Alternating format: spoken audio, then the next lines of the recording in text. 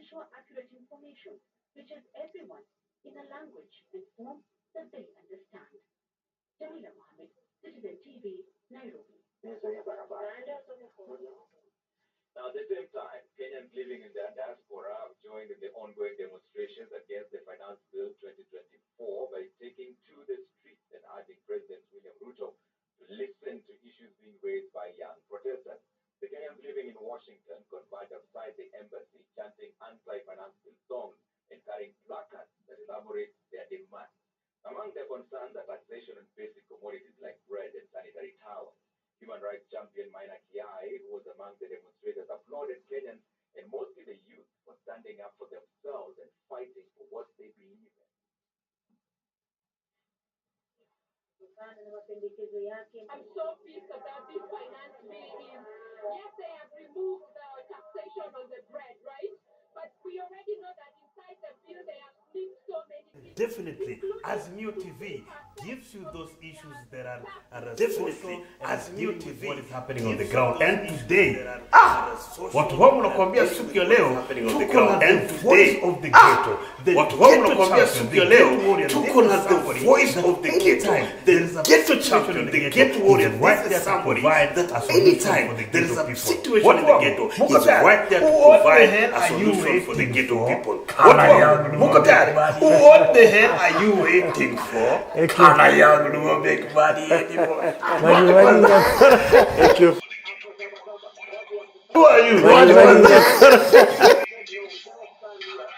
Who are you? What are you? Can I not make money anymore? What the hell are you waiting for?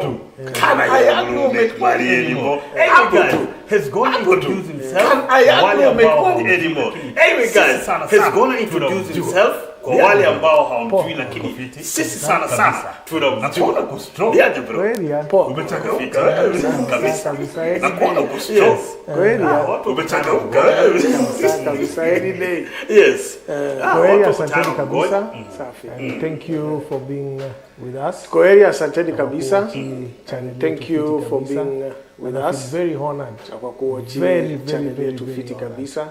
And I feel very honored. Very honored. But wewe ni mtu ambaye you've seen it all. Yes. Wewe because wewe ni mtu ambaye you've seen it all. First artist. Naweza kusema ni come up na song you're one of the first artists na ina match to come up na song yenye ina revolutionize the industry. Yes. So you've been through it all. Na sasa tuna Kindiki. Unaona? Ametoka. Yeah, so you've been through it all. Na sasa tuna Kindiki. Ametatisha. Ametoka. What's the difference between hiyo time? Kindiki amebonga sana. Ametatisha. What's the difference between hiyo time vile wale masieso wanabonga hiyo time? Kindiki vile amesema. Na maandamano vile nakuja sasa. Kindiki amebonga poa. Difference iko wapi hapo? Kindiki vile amesema unaje? Kindiki amebonga poa. Kimimi kama mtasharifu kutoka kitambo leo inaonyesha kimimi kama mtasharifu kutoka kitambo business as usual inaonyesha wameamka wakasema no longer business as usual. Vijana si joke, wako serious. Wameamka wakasema they are addressing a very serious. Vijana si joke, wako serious. So Kindiki venye amebonga na they are addressing a very serious issue. Treat you as we've treated. So Kindiki venye amebonga na try kuambia we will treat you as we've treated. Hiyo ndio kitu nimeona. Secondly, pia kama hiyo ndio kitu nimeona. Secondly, hawako rada. Pia nimeelewa kama for the first time hawako rada kitu aina elewi kichwa. For the first time wana face kitu aina au ni Raila kufanya hivi itakuwa they are used to saying state house au ni Raila tutafanya hivi itakuwa it's a different thing. State house it's organic, they don't know how to handle it. Nimeona amekuwa vitu mob pale it's organic ni real, they don't know how to handle it. Nimeona amekuwa vitu mob pale the young men and women orderly but they've been orderly. Jenzi wamekuwa orderly. The young men and women have been police ndio hajakuwa orderly. Jenzi wamekuwa orderly. Two of them in fact ni mapolisi ndio hajakuwa orderly. The mwenye alikuwa tu na simu so far na brain yake amemado for no good mmoja alikuwa tu na simu na courage na brain yake amemado to speak what's ill alikuwa na simu brain na courage the other ones usually to speak what's ill to the society What business The other do you ones have as a wanapigwa nini man with somebody mabengo? else's balls?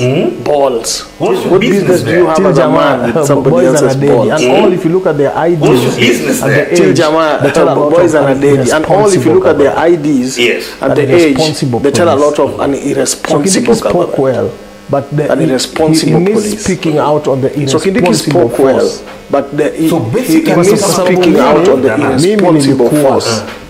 So basically, Kwa sababu mimi nilikuwa vijana walikuwa Kwa ground. organized, vijana On walikuwa Thursday. peaceful, Lukucheki. vijana walikuwa objective. organized, They said vijana what they walikuwa meant. peaceful, they walikuwa quoted the objective, constitution, they said what they meant, walispell vitu hawadai, they quoted and the above all they sang the constitution, national anthem. walispell vitu hawadai, And order and number above one all is they when sang the anthem is national sung, anthem.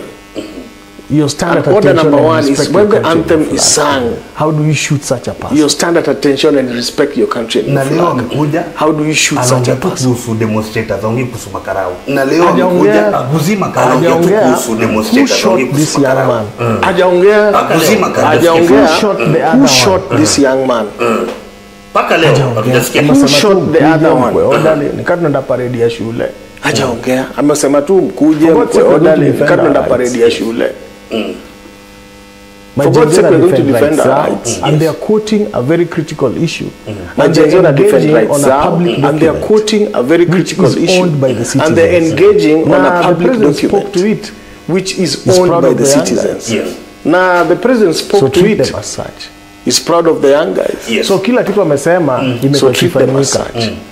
But kuna critical. So kila kitu amesema imekuwa kifanyika. But kuna critical, There's the hidden ukisikia hiyo loud speech yake nikianalyze, What Kindiki there's the said hidden loud tomorrow voice. for protest, there is What an Kindiki unlikely said guest. is tomorrow An kwa protest, uninvited guest. there is an unlikely guest. An invited guest An ni ule jamaa uninvited anasema, guest. mimi siko na nyinyi kwa hii bill.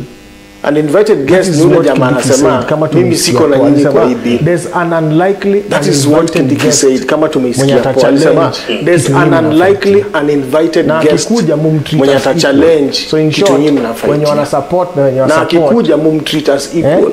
So in short, wenye wana support na wale wenye wamevaa support, t-shirt na jeans na sneakers wapigane kwa street. wale wamevaa t-shirt Wale wamevaa masuti na na jeans tie, na sneakers wenye wapigane kwa mabritons street. wanataka in order of Wale parliament, wamevaa masuti na wapigane tie, kwa viti na kwa wenye microphone mabritons tuone kwa wanataka TV. in order of parliament So wapigane tomorrow kwa there's an viti unlikely na kwa that's what I microphone heard from tuone kwa Kindiki. TV. There's an unlikely guest coming So on tomorrow stage there's an tomorrow unlikely, who will that's what I heard oppose from Kindiki. There's an unlikely cause. guest coming on stage tomorrow who and will even when Father oppose akasema the cause. they'll remain neutral, sit and And watch, even when Father unless akasema, mbomoe duka, They'll remain neutral, Perfect sit and biashara, watch ama unless kitu ingine mbomoe mtu duka, so in short piganeni perfect unless mnaguza biashara duka ya mtu ni ama sawa, kitu ingine juu mtu mtu mwingine. So in short hakutaki na piganeni wewe unless umtaki, mnaguza sasa duka ya mtu ni sawa, juu fight mtu imeletwa kwa streets. hakutaki na wewe umtaki. Message Sasa to them is there is no fight old imeletwa man kwa streets. who will be for the Message to bill. them is there is no There's old no man old man or woman who will be against for the the bill. bill. There'll be There's no only young old people man or on the woman street who who have a will be future to against the defend. bill. There'll be Mkifika only young streets, people on the street who have a future to Unite and defend. ashame the devil. Nyinyi mkifika streets, unite and ashame the devil. Yes. United ashame the devil tomorrow. Kwa sababu ile kitu mimi nashangaa. Yes. Hata leo si United ashame the devil tomorrow. Kwa sababu ile kitu mimi parents nashangaa. wanaandamana kwa street ati Hata leo si wanataka unaona chance ya ati- kuuza CBD. Ati parents wanaandamana kwa street ati wanataka chance ya kuuza Tunajua CBD. nyama kima venye kuko tukuje Moi Avenue Nikasema tumbao wanatoka tufike hapa hapa. Jumaparu. Tunajua nyama kima venye kuko tukuje Moi Avenue tumbao tufike hapa Jumaparu tunajua pale. Walijiorganize wapi? So Placards. walijiorganize wapi? Ati wana mpaka bani imeprintiwa na font kali.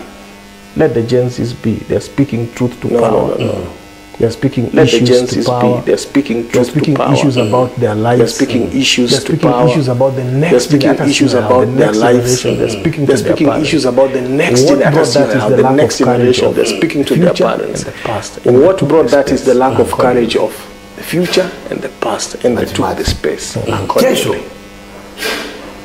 maandamano Tuesday. Hata Twitter hivi. Kesho. Kwa sababu ukiangalia pale Twitter kuna clip ya Maandamano Baba Tuesday. imekuwa ina trend. Hata Twitter hivi. Akisema Kwa sababu ukiangalia pale Twitter kuna clip ya Baba imekuwa ina trend. Akisema Unajua last time Tuesday. Tuesday. Uko tayari? Sasa unajua last time tuliona Gen Z tuko bado pale kwa Kindiki, tuliona wasa wale extend pale Avelina hapo, ngome ikawekwa pale Avelina hapo, ngome ikawekwa, wanapiga sherehe mpaka. Is that the way forward? Kama saa 6. Mimi siko part of. Is that the way forward? Organization. Yes. Mimi siko part of. I don't know anything. Organization. Yes. I don't know the program. I don't know anything. What will happen or what should happen? How should happen? I'm not saying what will happen. What should happen? How should happen? I'm not. But is it okay? Kuendelea time. One of the things Kindiki wanasema hapo unapokuwa na maana kuanzia hii time, and one of the do's and don'ts wanasema hapo unapokuwa na maana kuanzia hii time mpaka fulani. But tuliona maandamano imeisha. Nani wa vijana? Sasa si maandamano imeisha. Na hii ni street. Nani wa vijana? Wanatembea gadeli na ngoma inaba. Na hii ni street. So wakati wanatembea gadeli na ngoma inaba. Au pia kwa maendeleo wamemaliza. Wakati wanabambika na ngoma, sasa wanakula happy. Au pia kwa maendeleo wamemaliza maandamano wako wana dance. Sasa wanakula happy. Wanakunywa tei. Sasa wale kwa maandamano wako wana dance. So pia wanaweza sema si tuchamaliza maandamano nyima karawe ndeni home msitu atakuja. So pia wanaweza sema si tuchamaliza maandamano nyima karawe ndeni home msitu atakuja kwa club. In fact tunataka dance hapa chini. Wewe kienda tu ate. Shida iko wapi? Na majibaji mimi nimefanya vijana. Shida iko wapi? Gen Z. All over. Majibaji mimi nimefanya vijana because Gen Z all over sudden kwa politics. Na all along nataka kukumbuka last week wakasema wengine walitoka out, wakasema wase wanaandamana pale nje, ni watu hawajui kile wanaandamana kwa sababu hawana reason kwa nini wako street, hawajui nini wanafanya. But jinsi ukiangalia zile makli kuna define alianalyze vizuri, sio kama data kwa na hivi kuna define alianalyze vizuri sana, akisema hivi na hivi na hivi na broke it down, the encouragement they broke it down. They've given proof why they are against. They've given proof why they are against. Yeah, our yap. They know what they are doing now. Let's talk about courage. They know what they are doing now. Let's talk about courage. My school of thought nikuwa finance bill 2024 inaweza kuwa ni trigger. Finance bill 2024 inaweza kuwa ni trigger. But hiki kitu tunaweza sema inatoka mbali. Hiki tunaweza sema inatoka mbali. And without missing my words, let me say this. Yeah. And without missing my words, let me say this. A Robin Hood, a fake Robin Hood story. It sounds like a Robin Hood, a fake Robin Hood story. Is a blood-sucker Dracula on your ICU bed. Is a blood-sucker Dracula on your ICU bed. Blood or with a little. So will you let the Dracula suck your blood or with a little? Now let me get into context. You fight to survive. Hapo ndo tuko. Now let me get into context. 2022. If you look at elections 2022. If you look at hizo promises zote. Yeah? Yeah? Na wangele pali tuko. Clearly you can tell there's something amiss. There's something amiss. Na mimi siongei juu ya story mama mboga pia nasema. Ni aje. Story ya mtu bodaboda pia nasema. Ni aje niko kwa electric tena nilipe taxi ya bet. Unaona?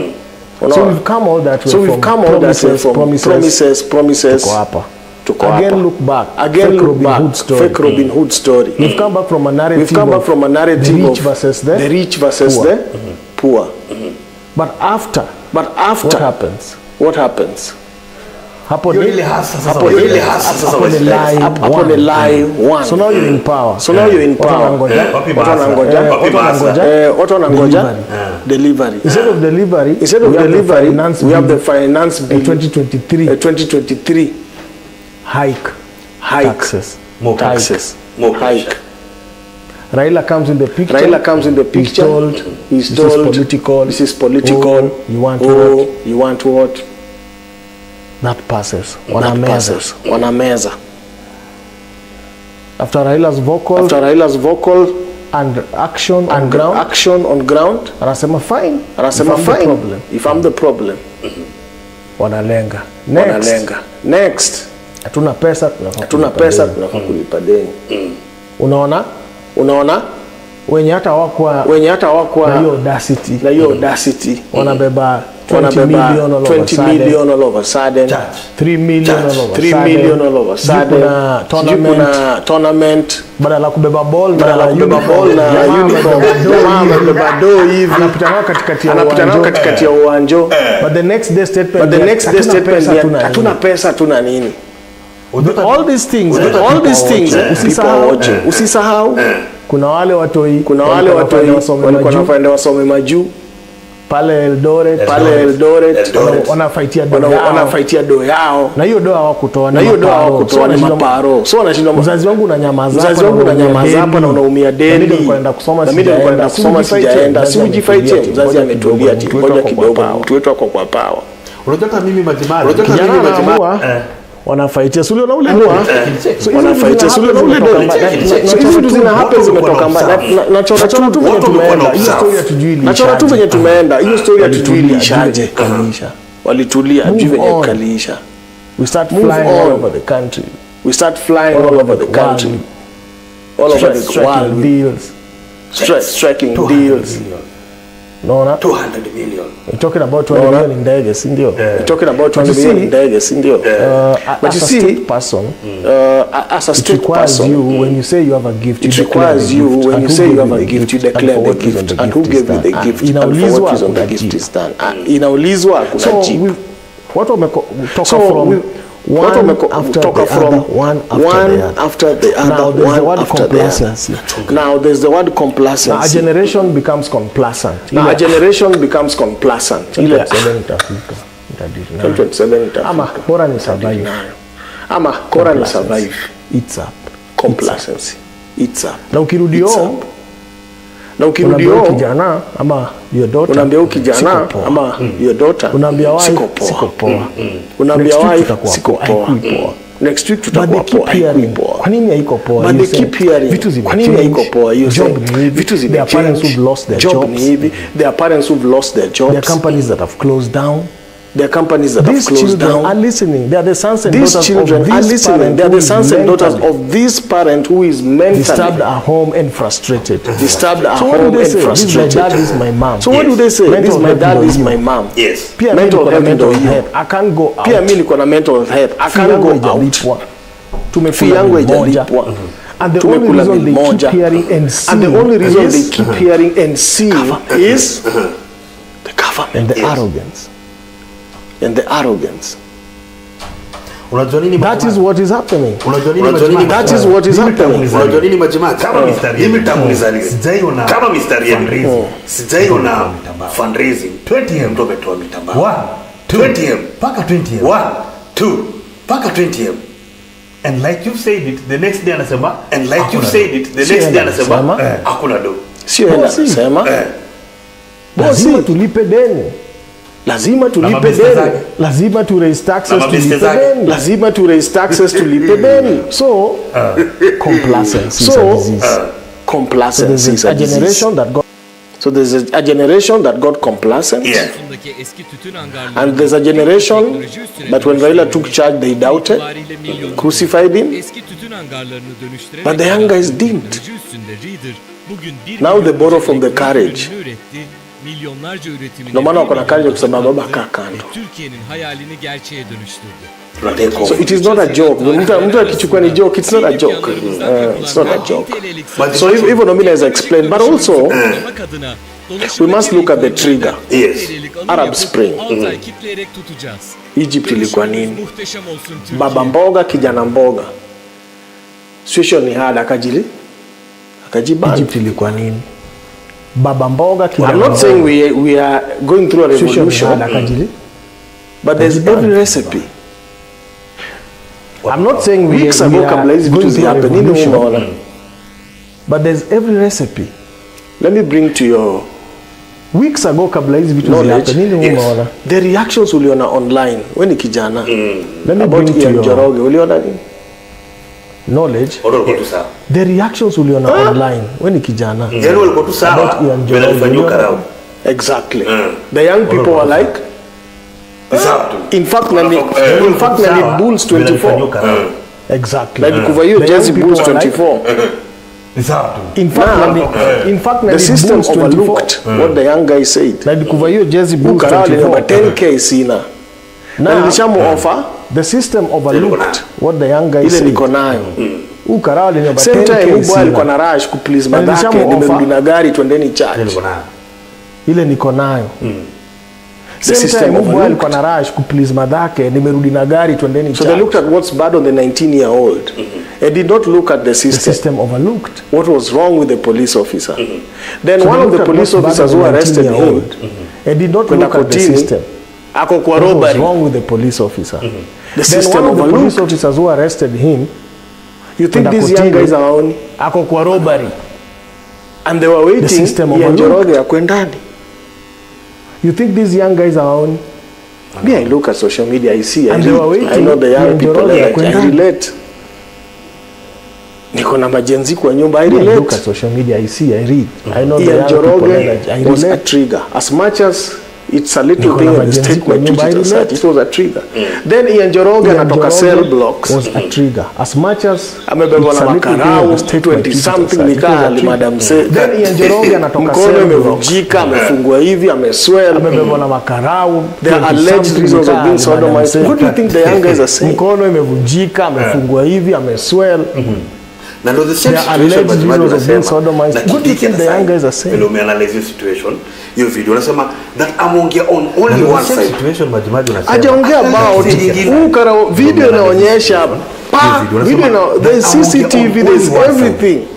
Hajaongea about ukara video inaonyesha but there's a serious allegation. CCTV there's everything. Kuna wale ma Twitter liko X. He speaks to okay. Tuseme hiyo video ni wrong. Sio huo jamaa. Kuna wale ma Twitter. But should you speak to it? He speaks to that. Okay. Tuseme hiyo video ni wrong. Sio huo jamaa. There's that church. But should you speak to it? He offers an olive hand to the Gen Z. The Gen Z are mourning one of them. He offers an you're in church. Should you speak to it? The Gen Z. The Gen Z are mourning one of them who died in their cause. You're in church. Should you speak to it? Majimaji. It's all written. Majimaji. Mwanapia vijana wanabudaktiwa. Majimaji. It's all written. Majimaji. Mwanapia vijana wanabudaktiwa. Unaona? Unaingia X unaangalia. Unaona huyu jamaa ameshikwa. Chapata. Akachiliwa. Tunaona mwingine analiwa shati unaangalia. Akachiliwa huyu jamaa ameshikwa. Leo nimeona Boniface Mwangi na Hanifa. Tumeona mwingine analiwa shati. I think the same way. Amachiliwa. Leo nimeona kitu ni Mwangi na Hanifa kushika kule, kwa hivyo ni kitu ina happen kawaida, but kitu ningependa kujua ni nini kitu nini hiyo kwa naanza sasa kushika kule, kwa hivyo ni kitu ina happen kawaida. So I'd also like one on one with all those guys, like while you're in there what sasa umeambiwa nini ama ni kuuza tu. So I'd also like one on one with all those guys, like how are you going to come out compromised? Are you going to come out true to the game? What were you told in there? You compromised kwa mind yangu sana juzi vitu zote hapata unaweza bebwa tu hata saa hii kwani wewe unafanya nini na maji pale? What were you told in there? Hiyo ndio kitu kwa mind yangu sana juzi vitu zote hapata unaweza vitu zote. Unaona?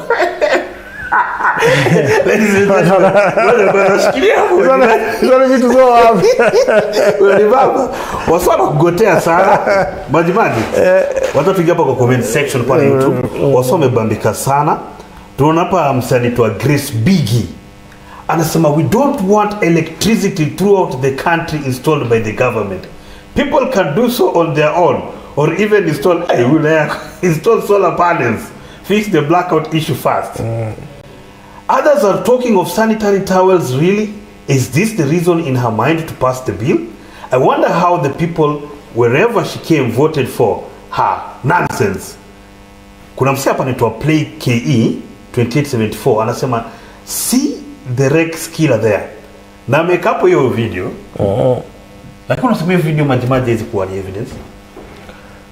Kwa nini si kuwa evidence?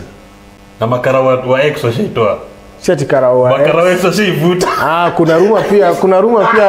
Kuna ruma pia ni makarao pia wameuza ile yenyewe jo best kuja ameblanda ndo huyu. Ndio huyu hapa. Ile kado. Kuna hiyo pia but whether it is true or not, why don't you follow up on the video? Una address the nation and you don't talk about the murder of 2 young guys whose parents wanali, and there's every evidence wameuliwa kwa protest ya Thursday. Those are the things that na trigger vitu. Those are the things.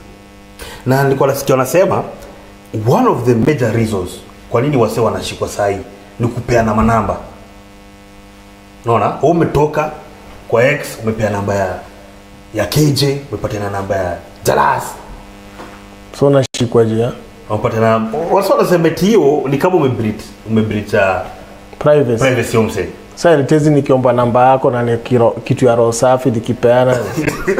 Nimekumesa ama nini? Si mtu aliniomba roho safi je nipatie namba KJ, nimwambie jo zile vitu safari ni fake. KJ mwenyewe ameomba msamaha. Ameandika handwritten, the day I'll never forget. Composition KJ, the day I'll never forget. I wronged you, Jensi. I spoke in parliament, said unprintable things. I was in the spur of the moment. The day you'll never forget. Composition ameandika handwritten. Lakini kuna wale walikuwa wanachachisha. Nilisikia Mili akisema kuna vijana nao pia walikuwa wanachachisha, wanaenda overboard. Unaona? Nisikusikia hiyo. Wajibaji. For the last 1 week, nisikusikia. For the last 1 week, walienda kwa vote no. Na just vile touch on KJ. Kuna a sense of ni kama wameanza ku retract. Hata Kimani Ichung'wah ukisikia vile alikuwa anaongea ameanza ku recognize hii Gen Z. Ni ukweli ama ni gozi ya kondo? Unaonaje? Damascus wokovu ni real. Sasa mtu wakoka akasema nilikuwa mwizi. Ndo vitu kaa hizo, lakini a day after jo. I think to the strategy, there was a meeting at the State House that how do we manage these people without being aggressive? So I think that's a strategy that says it's a listening government. I think you're the strategy. Ya kufanya watu wanaelewa nasikia. Sasa kufanya watu maybe ni true wanaona je hapa jo atuoni sura Raila. Sasa let's listen. Maybe it's a listening government. But maybe it's a strategy because unachangeaje mara moja from speech ya KJ urudi kwa hii. Yenye hata unaweza shtuka but majenzi si mafala. Nimeona wakirudisha wanarudisha pia nasema Si Sudi alikuwa anasema Oscar Sudi alikuwa anasema yeye ndo alienda akasuka prezo asikie. Sudi alikuwa anasema I had a meeting with the president and I told the president to listen to the Gen Z. Oscar kama ata change. Oscar Sudi akona influence kwa prezo ni ukweli. So wanaga kishekants kwa koti nini kila mahali wako fiti, so maybe it's true. Maybe it's true, ni mabeshte wametoka mbali. So wako close, so maybe akoda hiyo influence. Nyejo mimi mtu wa ground venye nasikia hebu tuliza boli. Tuliza hii kitu sio venye tunafikiria, and it's true. It's not what any other ordinary politician thinks. It's so organic. It is very organic. Boniface Mwangi maboy wakienda State House.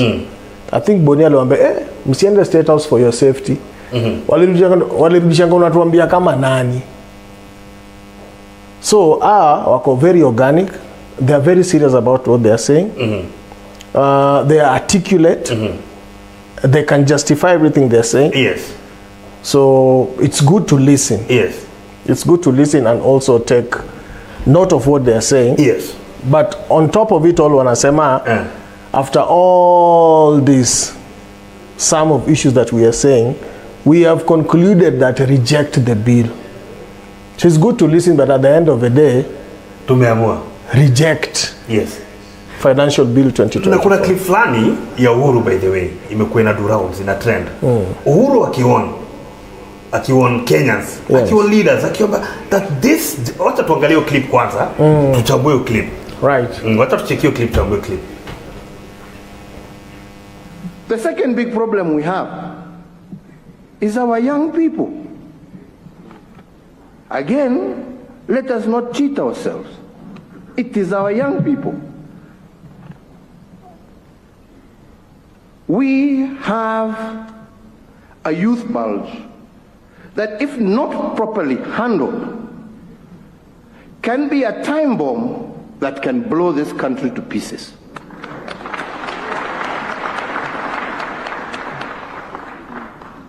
And the handling of that has to be done extremely carefully. Extremely carefully. That is not a problem of this community or that. It affects us all. But how we manage it, we must manage it very carefully. We cannot manage it through inciting them. All right? We must manage it by including them in our decision-making processes. And that is why I said in Kisii during the Mashujaa Day celebrations, if we are to deal with our youth problem, we must deal with our economy. And there is no country in the world that has ever developed on a 5-year cycle of politics. You can never develop on a 5-year cycle. And if you cannot develop your economy, how do you create the jobs? If every cycle you spend 1 whole year, and in this case, in our case, it's 2 years, before the election campaigning, then you spend another 2 years after the election campaign trying to sort out the political mess, umebaki na mwaka moja ya kufanya kazi. Uchumi kweli tutapanua? Wenzangu, vijana kweli tutawapatia kazi? Ya? Na ndipo niliwaambia juzi wakati tulikuwa tumeenda kuanzisha mradi wa hawa vijana, na nikawaambia, my friends, be very careful. It is very exciting and it is very sweet. But we must stop this culture of use and dispose of our young people, and instead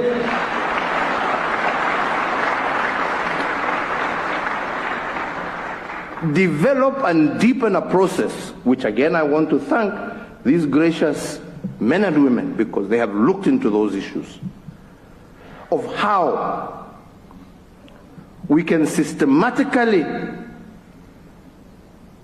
and in a very clear and thought out manner enable our young people, who are our future, to be a productive part of Kenyan society. And nobody can do that. I can't do it alone.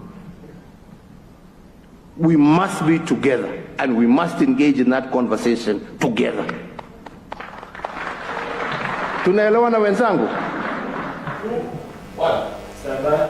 The second big problem we have sahi mzae unye ina go through mind yake akiangalia situation ikiponisema. Let us not cheat ourselves. And I think this is at that time that unye alikuwa na watu wanampiga vita sana. We have, I think he's going to his mind right now. First of all, nikisikia your speech that if not properly handled, speak to can be a time bomb from wisdom that can blow this country. I may speak to information. One thing we must know that the head of state, an advisor, including NSIS and so many other people who advise him accurately and analytically. So when you hear a president speak like that, don't take it for granted. Ako informed, ako analytical, then based on his character, anawachwa play to wisdom. So this was a real threat to his legacy and development of the country and cohesion of the country. We want to speak to economy, and I speak to how irresponsible politicking ina affect economy, ina affect cohesion, and ina speak to when you two heads, for example, the president and the deputy, are not in sync, how it affects entire teamwork in building the economy. In say your cabinet meetings, directives mkitakwenda hivi ina affect. But above all, from the younger generation, aliona the ticking time bomb, unemployment. So there's every need to create jobs or to make opportunities a real issue. And by that time, anakuwa affected by, I think the most popular thing was Tanga movement. It ilikuwa inamu affect. So I think he sounds frustrated, but speaks from wisdom, hoping you can listen and pull back. And this is happening right now. Here we are. 2024. 2024. Ameshaenda. Facing Gen Z's, generation alibongea wakiwa huko majua na nini. Na Imbambi, I'm very sure na ni kama nilikuwa naongea futuristically. Pali hata yuko Imbambi, because when once a statesman, you're a statesman. Once a leader, you're a leader. Once an elder, you're an elder. Aikubambi, but how to act. Such things wanna act within structure. Wezi anza make movement yako ati I'll do it on my own to provide jobs for young people. You should do it within structure. Although there's efforts unafanya kivyako, but they'll add up to very little. Yes. But within structure, you can do that. But here's a situation where relationship yao hata with the current haiko poa. So hata venye I work with the structure ni hard. Hence we are facing this. Kuna mali nilisoma, mtu anasema the current even advises his advisors on how to advise him. Is it a case of maybe vile unasikia watu wanasema ni kama gavai wasikii? Juu uni alisema bado tuko na clip nyingine ya baba. Tuko na clip ya baba hata director atacheza bado. Akiongea na student leaders. Akiongea to the same situation. Baba alikuja akaongea kuhusu history ya taxation, over taxation na kitu director tucheze hiyo clip pia. Ndio ni kama awazai wote walikuwa wameangalia hii situation na wakajua kuna mali inaenda kufika haitakuwa fine. From baba to unye, baba alikuwa anasema story of taxation and how them na Kibaki hawakuwa kukalia watu sana, kufanya watu, because inasemekana maji ikibidi mwagike itamwagika. Unaona? Na kuget because during Kibaki's time kulikuwa na deliberate programs for the youth. Ilikuwa na kadom mfukoni. During Huru's time kulikuwa na kazi kwa vijana as well. Those were direct impact, daily direct impact. So as you sort the bigger picture, nini iko hapa immediately, and you hold on to the dream. So such interventions zili solve your crisis. But sasa tuko crisis venye hakuna kazi kwa vijana, hakuna dishe leo, hakuna kitu hakuna dishe kesho, tunangoja dishe kesho kutwa. So that's why nikisema there's every recipe that adds up to the current conflict. Nilikuwa napata gatao daily iko wapi? Ona hii venye mekam. Nilikuwa napata tao daily iko wapi? Nilikuwa napata iko wapi? Explanation kwa nini haiko ni nini? Nalipa deni jamani, na mbeba doo hivi anapita kiwanja wa ball na doo hivi. Na ni nani ule kwanza hata ujui? Ameingia gava juzi. So watu wakiona hizo vitu wanajiuli. Watu cheki clip ya baba when he was speaking to this. So now chant is no longer the cheapest. A vacuum is building down there, which Kenya can actually fill with proper policies. But you cannot do it if you've got mediocrity and the kind of rogues and thieves running our affairs. These thieves will take us nowhere. The cost of living, which Jimmy is talking about here, will not go down when these thieves are in charge. This cost of living will not go down. You see, today people are suffering all over. If those who are saying that demonstrations by Azimio inaharibu biashara yetu, leo wanakuja wanasema baba yuko wapi? Na baba ako kimya. He's not talking. Because they say that demonstrations are destroying our businesses. No, their businesses are being destroyed not by demonstrations, but through taxation. Taxation. Sasa mbwa anakula watoto yake. Si mbwa anakula watoto yake. Sasa wasema ati mkuki kwa nguruwe, kwa binadamu ni uchungu. So sisi we were here. Manake walisema wao ni wanajua vile watafanya. Ati hii deni ilichukuliwa mingi, all this time, all rubbish. With regard to this animal called the cost of living, we told these people several times, you are in the hole. Don't continue to dig. That is actually been the remedy all the time. Don't dig when you're in the hole. But they don't understand. You saw how our members of parliament fought very hard in parliament against this new tax bill, which eventually became now the tax law and act. Because we're saying that increasing taxes is not the solution to the problem we're having. We came into government in January.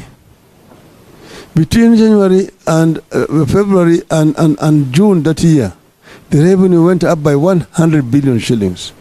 So we were collecting now 300 billion instead of 200 billion which had been collected the previous year.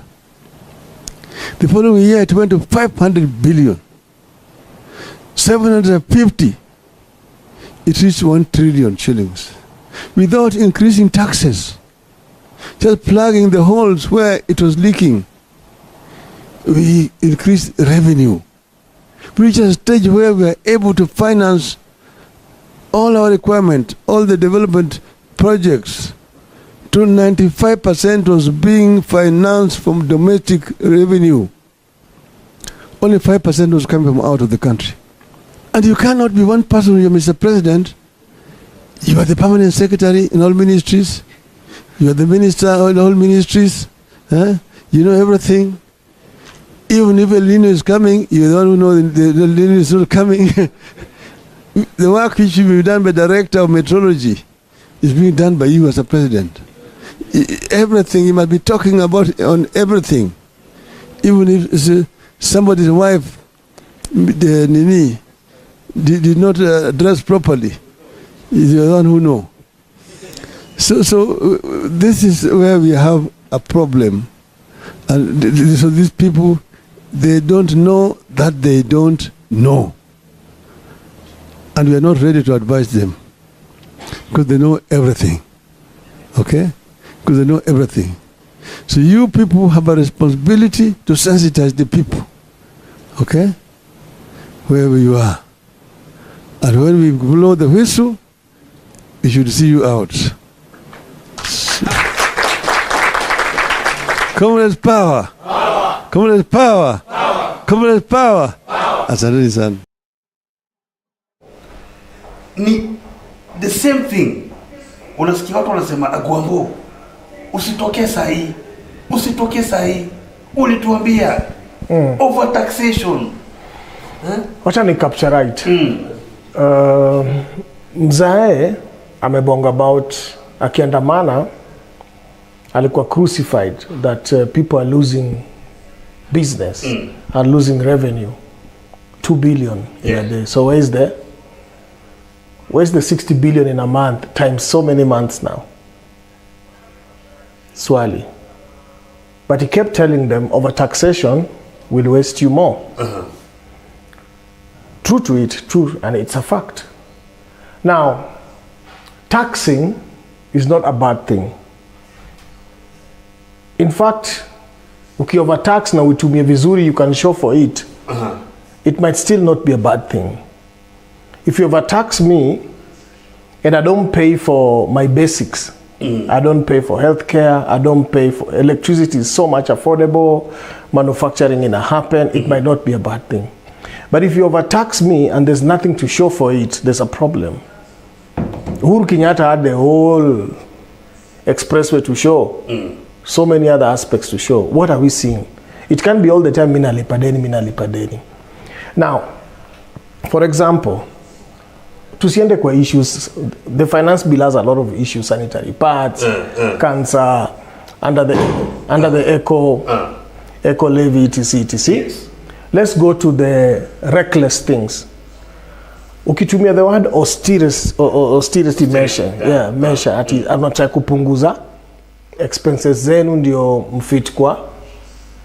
Then on the other hand, expense zenu ndo una increase. Yeah? Let's speak to the 5.1 billion. Wacha nitafute. Yes. So that I'm factual. Yes. In the meantime, in the meantime, guys, don't forget that we're gonna give you an opportunity. Kwa Zoom pale, kuna link hapo, enda pale kwa comment section and you'll find the link so that you guys also can get to join us, muchangie. So, yeah, keep on. Tuko ready kabisa. Yeah, let me get factual kidogo. For example, the current finance bill 2024. Unasikia for example, State House has the lion's share with 9.4 billion operations and development. 9.4 billion operations and development. I'll break it down to you. Aya. Alafu wanasema Office of the President has the second largest share of 5.1 billion. Tunataksiwa. Hii ni Office of the President peke yake. Sitaingia kwa deputy, sitaingia kwa ofisi ya Mudavadi pia. And then wanasema amount hivi ndo wana spend 1.4 billion is meant for upgrading the equipment at the government printer and running the office. Hello. 1.4 billion is meant for upgrading the equipment at the government printer and running the office. 1.4 billion. Unajua what it means? Unajua what it means? A year has 365 days. A year has Saturday and Sunday. Tunajua watu wagava. Friday waganikoti kwa mabega. So Saturday na Sunday hawako. So quickly, if we have 52 weeks, you can remove 1 or 4 days. But let's say this. They give us 300 days of work. Sindio? 1.4 billion, equipment at the government printer and running the office. Inamaanisha, every day, this item and the people in it can spend, how much? Let's say 1.2 divided by 3, 4. Yes. These people can spend 4 million per day. Yani wakiamka, wanaweza spend 4 million per day for 300 days. Budgeted. For what? For upgrading the equipment at the government printer and running the office. Niko kwa budget. Unataksiwa ilipe hiyo. So you can they spend 4 million per day. Andika hiyo chini.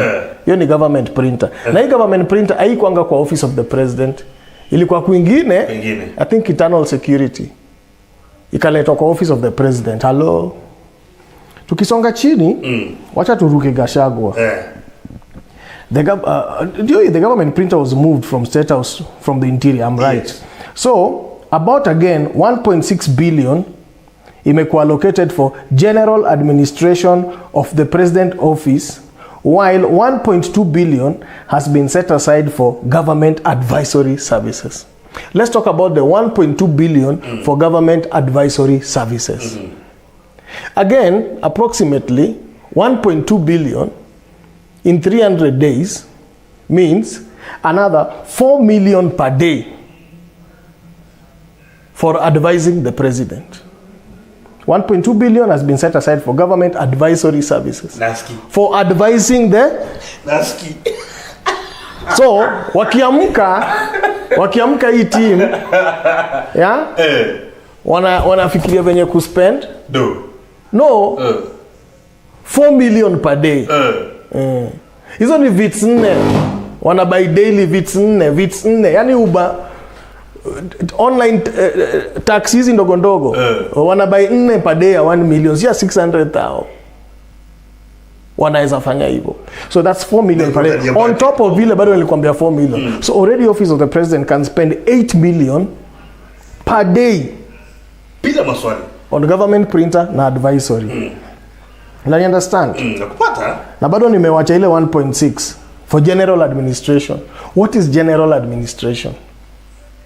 Considering wale wako pale ni civil servants.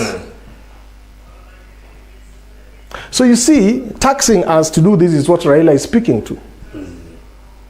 Taxing us to bring back Linda Mama, taxing us to make sure there's food in schools. Yes. Taxing us to make sure the road to the school and to the market is okay. There's no problem. On top of this, bado nataxiwa kujenga nyumba sijui nani ataishi.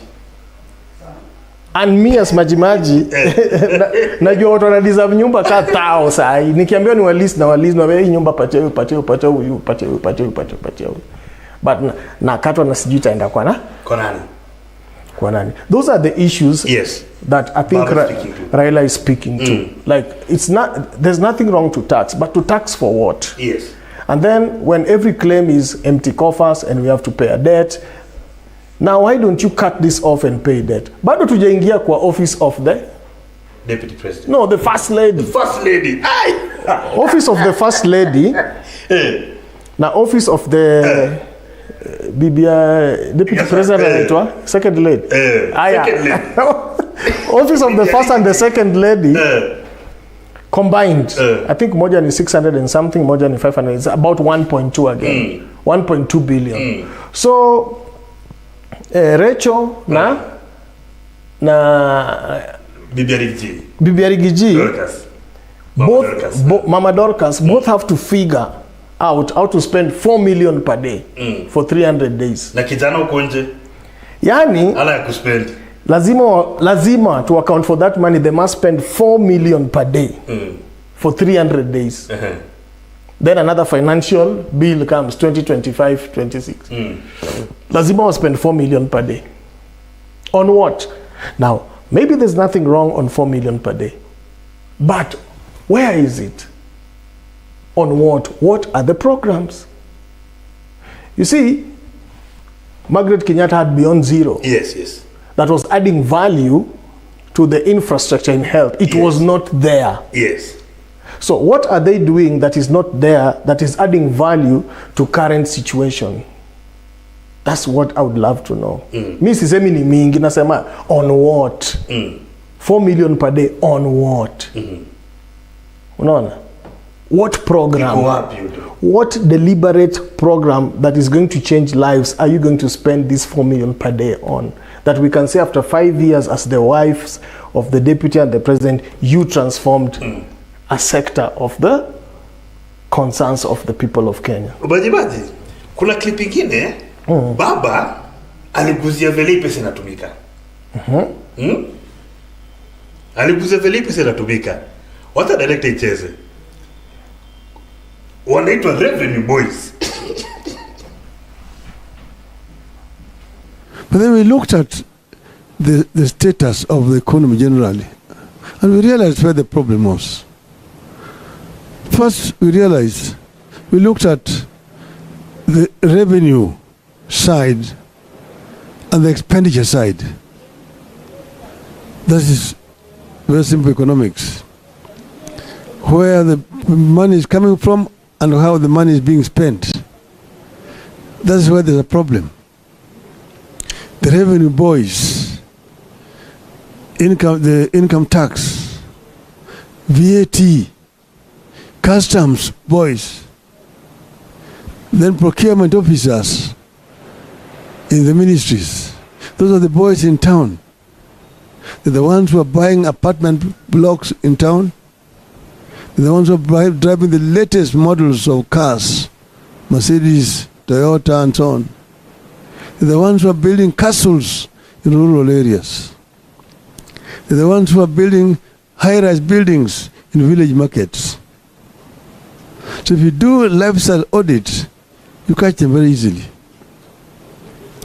And we did lifestyle audit, and we caught so many of them. Some of them we sacked, some of them we took to jail, and hired new people.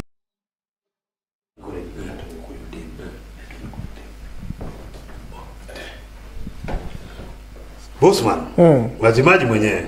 Unasikia vile wanasema? Baba anasema hizi ganji hawa say wananunua apartments. Ndio baba batishagi. Baba ana information, anajua. Mimi si wa blame.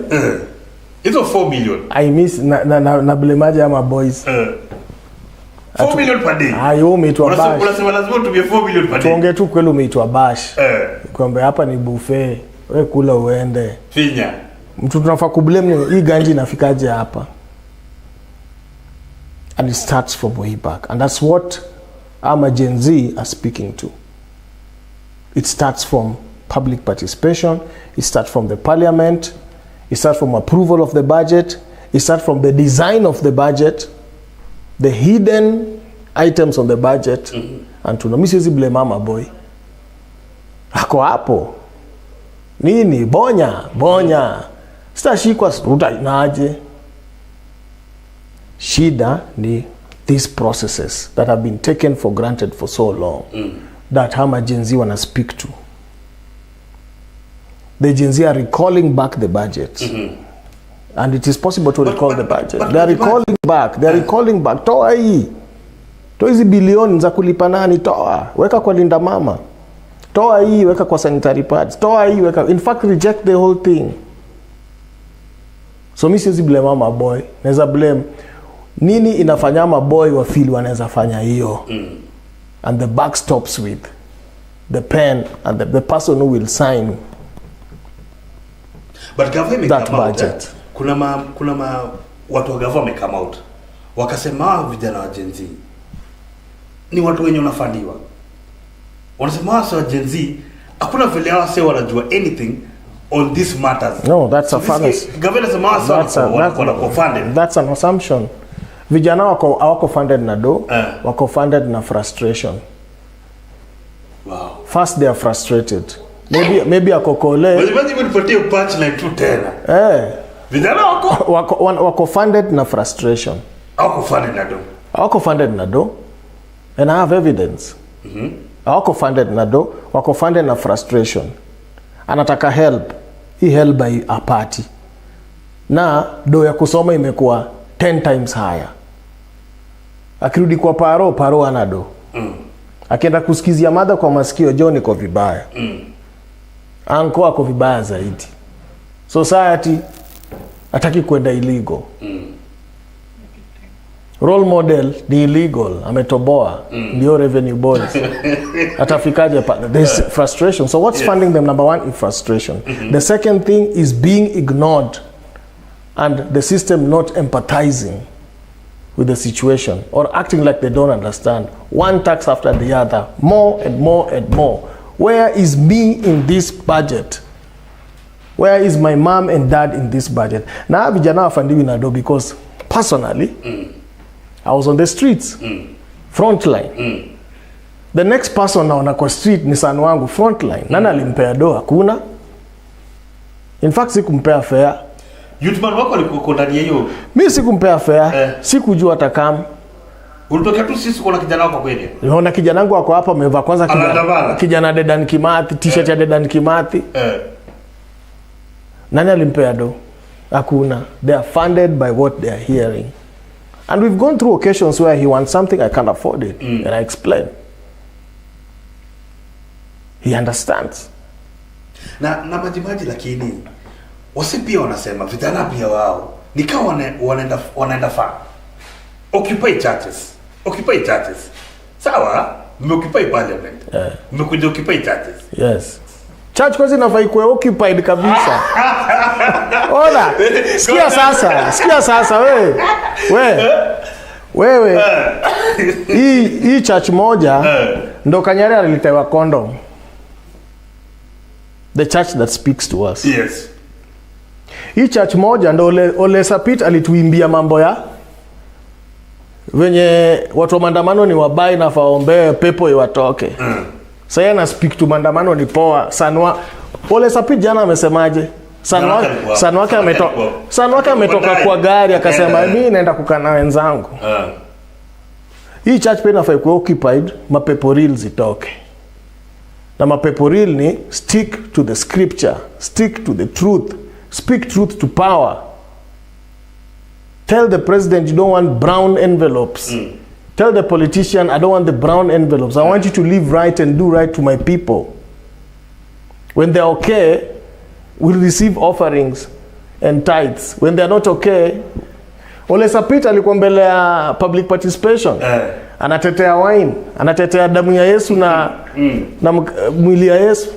For the first time I had an archbishop akisema jo they am cut all my life I thought hiyo ni the body of Jesus Christ na ile ni the blood of Jesus Christ. All of a sudden you taxi kipendwa ndio wine itaenda juu. Nikaruwe ni wine unatupeaga kumbe sio damu ya Yesu. Ole Sapit. So we need to occupy the church as well. Hapo kumekuja sana. Occupy church pia kwa straight ndio pale X atole tumbi. Fake tumbi akileba akisema mazem kiingia church. Fake nini? Unavunja kila kitu. Fake miracles. Fake speak occupy fake miracles. Shakaola bado tujasolve. We also need to occupy church after this for the right reasons. The church stay to the scripture. Lakini komanda anasema kesho anatokea. Anatokea. Nganga. Komanda ni comedian. Ule ni comedian. Kwani umjui? Ule ni comedian. Yes, guys, we're still going to give you a chance to respond. We're going to give you a chance to engage. The link is down there. It's a Zoom link. So just watch out. Enda pale kwa comments utapata hiyo link and I'm going to signal you when mtaweza kuengage. In the meantime, majimaji, kwa sababu just because walisema majenzia wajui kile wanafanya. Wacha tuone ude fulani alinibamba sana. Anaitwa Essential AC. Nice. Akiongea kuhusu vile hizo matax nini. Alichambua jo. Yes. Noma sana. Yeah. So unajua kuna the right to privacy under the constitution. Sindio? That means hakuna mtu anaweza snoop into your personal information, into your phone without a warrant, hakuna haufai. Sindio? But finance bill is now proposing that KRA be allowed to get access to your personal information for the purposes of what? Collecting tax. Hiyo inamaanisha nini? M-Pesa statements zako. The proposed amendments have said nothing about it. Only believe. So tuanze kwa bill sasa, finance bill 2024. Your amendment, it's being suggested under clause 63. The amendment of personal information yako kwa released or disclosed to KRA when it is necessary for the assessment, enforcement and collection of any tax or duty under a written tax law. So twende hapa kwa section 51(2) of the Data Protection Act. So this is the act that is being amended. Twende hapo. Section 51 talks about general exemption. So exemptions inamaanisha when exactly can your personal information inaweza releasiwa kwa gava or KRA bila kuitisha warrant. It is when number one, if the data is purely for personal or household activity. So ukiambia Safaricom wa release M-Pesa statements zako to the bank, they don't need to have the bank kupeana court order or something like that. Wataipeana tu juu ni wewe umesema. The next instance ni when it is a matter of national security or public interest. Hii inamaanisha, for instance, kukiwa na vitu kama an incident like terrorism and, DCI or whoever, or the army wants to go through people's phones or whatnot. That is when personal information yako itareleasiwa. Alafu, the third part ni if it is required under written law ama by an order of the court. So order of the court inamaanisha nini? KRA wakienda na court order kwa Safaricom, then they can release your personal information. Tumeelewa hadi hapo? Aya. So now let's go to the finance bill. So finance bill, your amendment enye wanataka kupeana ni they don't want to go through a court order or a warrant. Wanataka Safaricom to just give that information, your M-Pesa, everything, without having to get a warrant or an order. So long as they just tell Safaricom, we want to assess the tax or collect tax on so and so. Watawapatia tu. Una get sasa your issue higher. Twende, obviously, hini an infringement of your rights. Aya. So let's go to the report. Report ya finance committee. So the change that the analysis walifanya is under clause 63. They've given the laws per se. Hapa kwa the whole clause yote ni wao kusema tu what the laws state. Unaona venye nimewa explainia the constitution hapa ndio hii wamesema what the constitution says, alafu wakaenda tasa hadi kwa section 51 of the Data Protection Act, alafu wakasema section 60 of the Tax Procedures Act. Section 60 of the Tax Procedures Act ndio inasema na KRA wanafaa kuwa na warrant ndio wapewe full access ya your personal data. So this whole clause, unaona hiyo clause yote ya the committee, there is no recommendation in this clause. You understand? So now let's compare this clause na hii clause 57. This clause 57 ni another amendment kwa the bill, but tutaitumia, I want to use it as an example so that you see the difference. Look at this. The committee notes that the proposed penalty is too punitive and does what? Recommends. Look at that word. Recommends. So they've given the issue, alafu they've given MPs a final recommendation. What should you do? Hapa, there's nothing like that. This is all just an explanation of the laws themselves. What does that mean? That means, literally wamesema tu, tumewa warn. MPs, we have warned you, hii kitu ni mbaya. Like, it goes against the law itself. The laws, the Constitution, the Data Protection Act, the Tax Procedures Act. What you're proposing is bad according to all those laws. Higher. Alafu.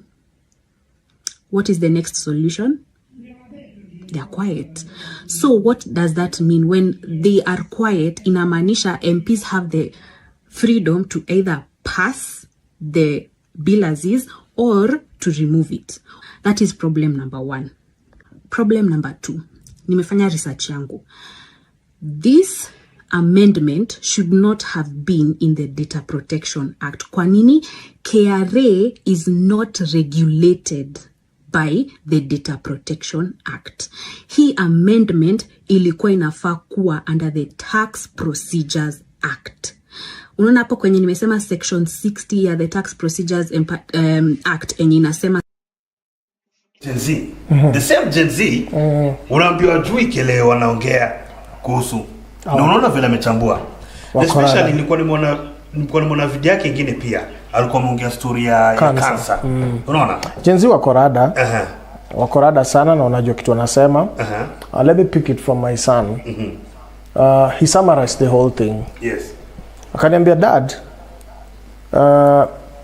hizi vitu zikipass mtatuachia mzigo. So in summary, anamaanisha Gen Z wanafaitia future yao. Unaona? The effects of this bill will hit them critically in the next 3 to 5 years when they are on some job or they're trying to lay a background for their lives. So let me speak to what she's saying. Yes. So, hii bill ita propose KRA itake over kazi ya DCI, itake over kazi ya enforcement, itake over accounting, itake over our auditor's job, itake over spy's job.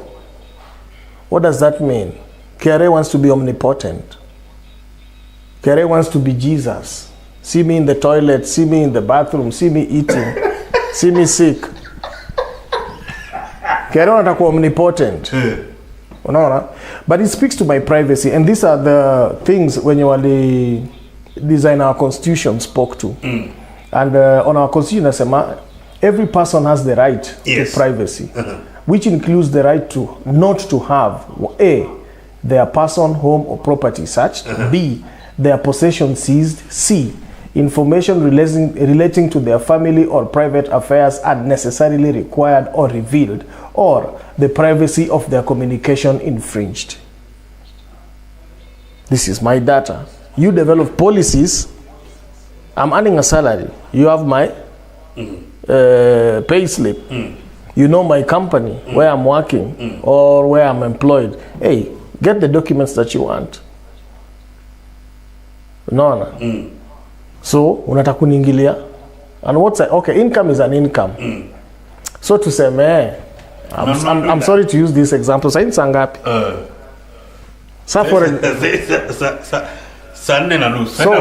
So iko na KRA inaweza search account yangu, sio? Kulingana kitu anafanya. Sini usiku saa hii. So niko Koinange. In quotes. Yes. Ama Sabina Joy. Yes. Mbaba sakamwani aniweke 50,000 kwa account yangu. So KRA niulize 50,000 nilipataje? Nitamwambia. Hiyo ndio wanasema wanataka. Nitamwambia aje? Nimepewa 10,000. I have 50,000 because of a service I rendered at night. Mzaa kanisukumia kwa simu akaka, what's your account number? Kanisukumia nikasema hata niweke kwa account yangu. So naambia KRA hiyo 50,000 imetoka wapi? Si uzangi viatu. Hainaga risiti. Prostitution is illegal. And I'm also speaking to male prostitutes. Si naambia KRA nini sasa ushaingia kwa account yangu. Watu umepataje 100,000? Ama nilikuwa Dubai, nimedance, jo nimetwerk, jo nikapigwa ma dola jo. Naambia nacheki hapa kwa ati now account yangu imefura, nimetoka Dubai, nimetoka kudance, nimetwerk, kuruka, niko na 1M. Na nimelipwa through na naambia sasa KRA ati declare. Where did you get this one? I twerked. What you so wanataka 16% of my twerk. Kuna vitu haziwezi work.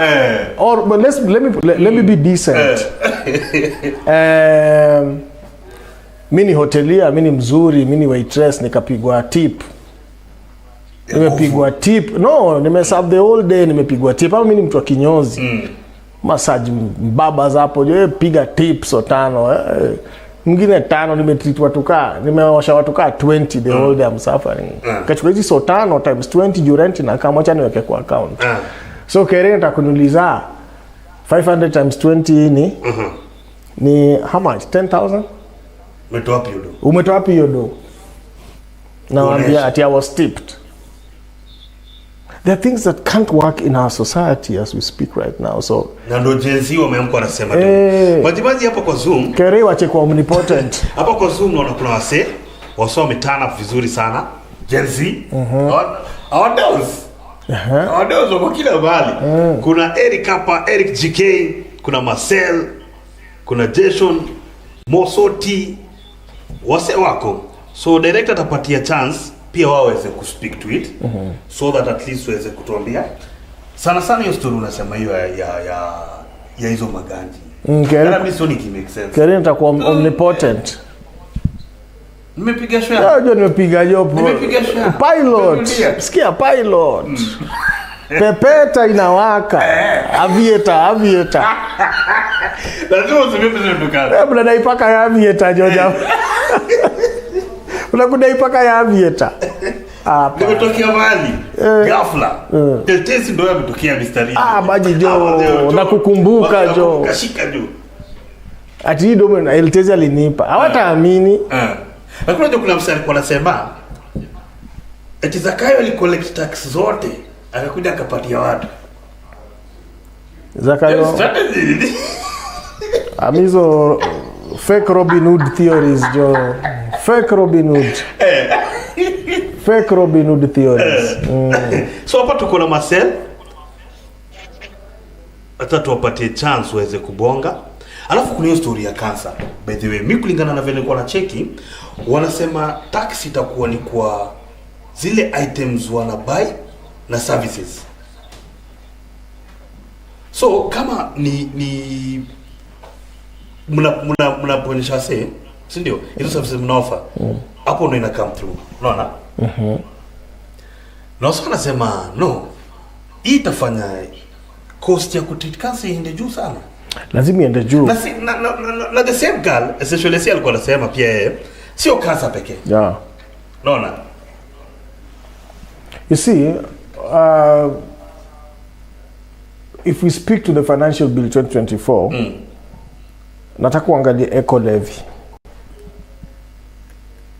Hapo kwa eco levy, nataka uende chini uangalie hizo items. Finished international product, finished products from outside the country that spell doom to the environment, for example.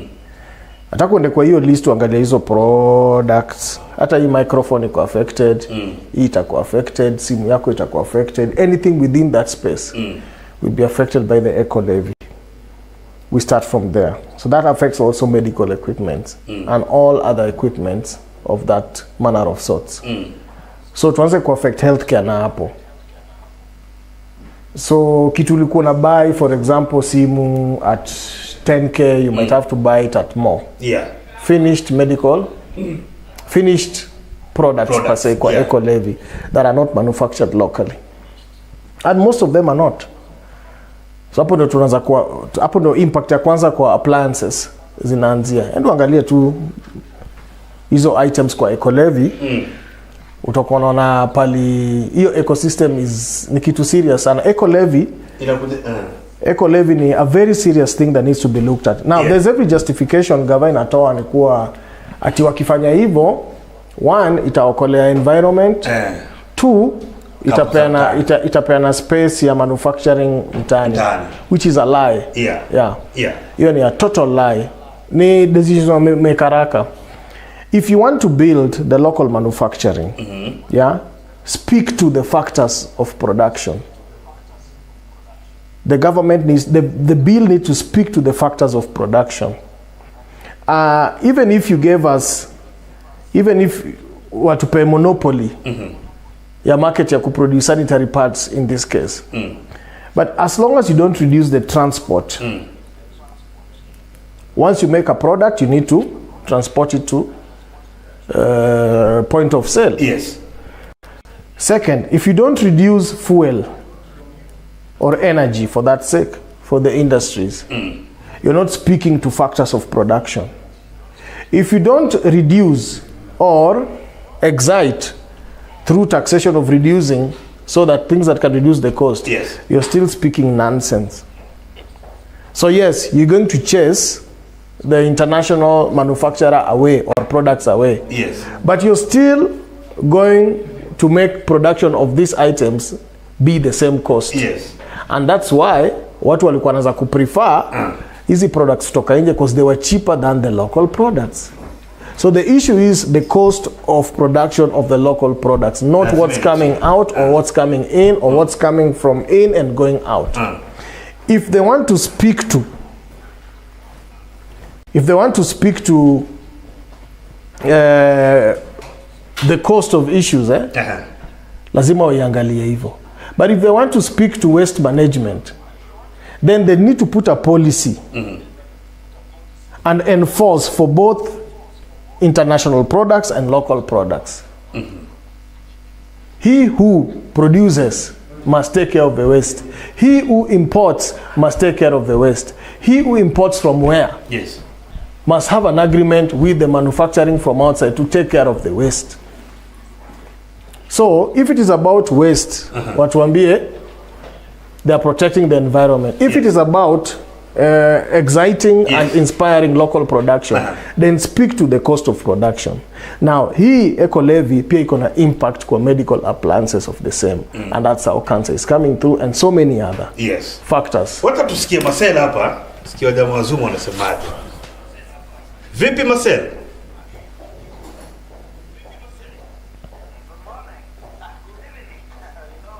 Ni sawa, it's always the morning.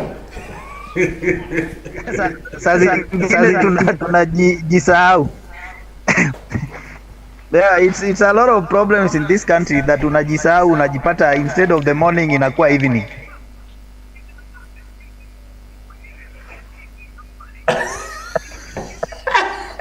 Hello?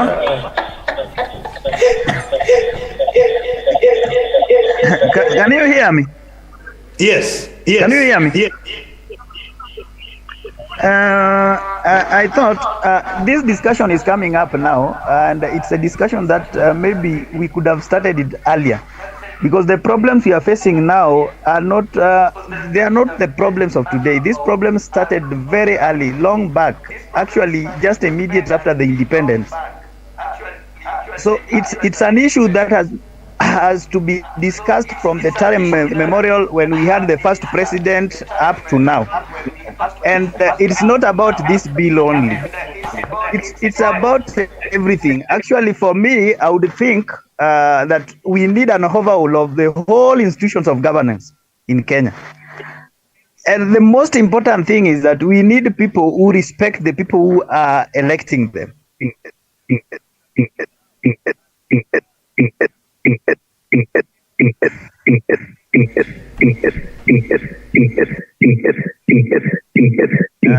We are facing.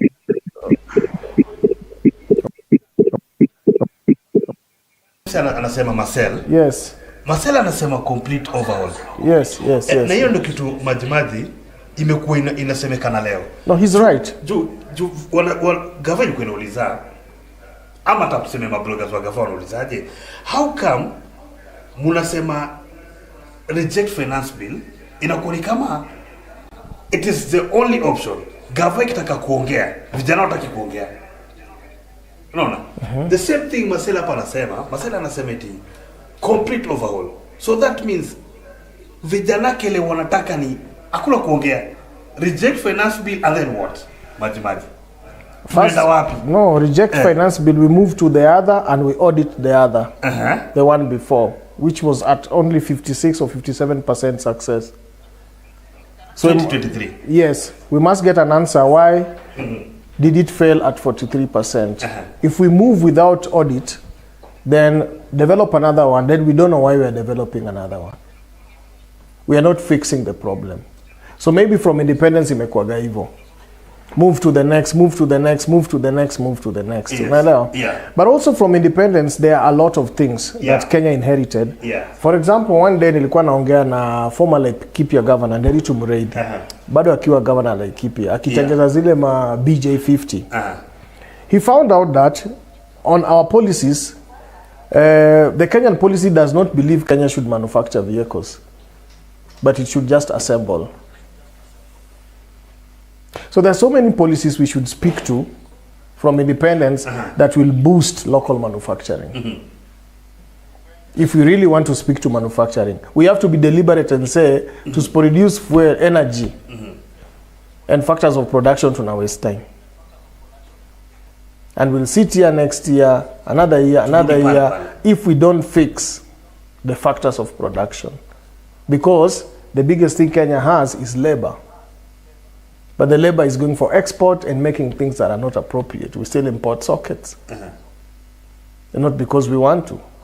So if you look at the budget again, in plastic production, which is the major thing in Kenya, inaenda juu, the costs. Most of the things to now on appliances are on plastic. If we don't fix the factors of production, there's nothing we are speaking about manufacturing. And this has been a problem from independence. There are some things that it was not believed that an African state can do that must change. And that can only change when you own the country. Not when you suck up to IMF, you suck up to America, you suck up. They will not let you own your country. And until they will not let you change those policies. Because once you own your journey, then you won't need them. Na hakuna katikati. Hakuna katikati. Hakuna kukutana katikati. Katikati aje. Tuseme tukutane katika gava simekuja huku, Jesu kwendi maneno yote. Hakuna gava kuja hapa, Jesu kuja huku. Sikia, ione hivi. Mimi nataka dere. Si ndio? Eltezi atakuwa dere wangu. Mimi nataka dere. Eltezi ananipigia story venye anataka kubai gari. Aendeshe aende. Itakuwaje? Ndio sana. Itakuwaje? Noma sana. Itakuwaje? Na hiyo ndio unataka kubaya gari ni mimi nakupa. Na mimi yangu ni ukwedere.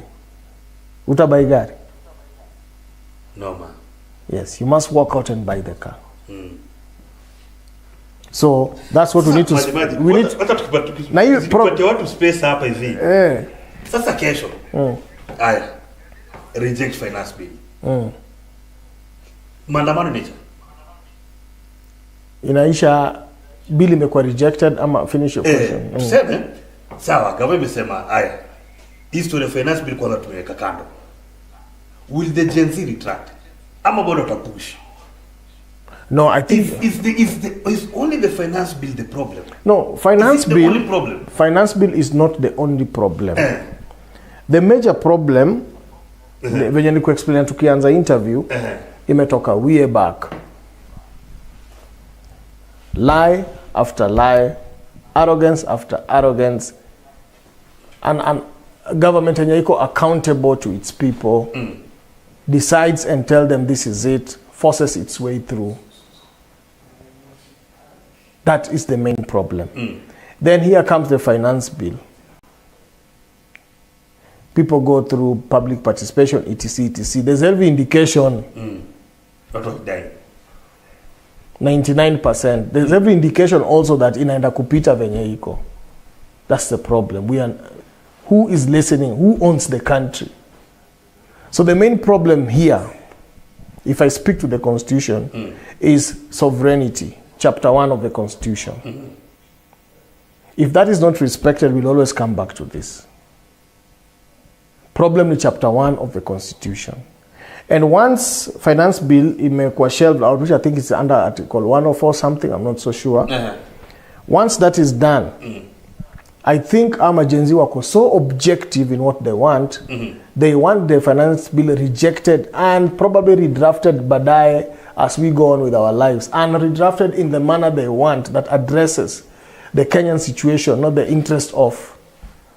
I don't think they'll have any interest beyond that. And if that happens, it will have proven one is a skizwa and sovereignty is underscored. And it will go on history that sovereignty was underscored on the streets, away from the parliament, and power to the people was restored.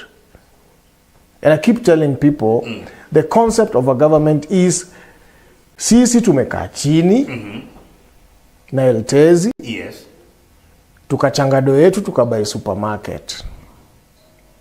Na hii supermarket after siku buy tukaona tuna need manager, tuna need storekeeper, tuna need cashier, tuna need mtu wa kusweep, tuna need security, tuna need nini, tukawavetu kwamba ndio hii supermarket iranini na mtupeleteange maripoti venye mnaran kabla muamue kitu mtulete.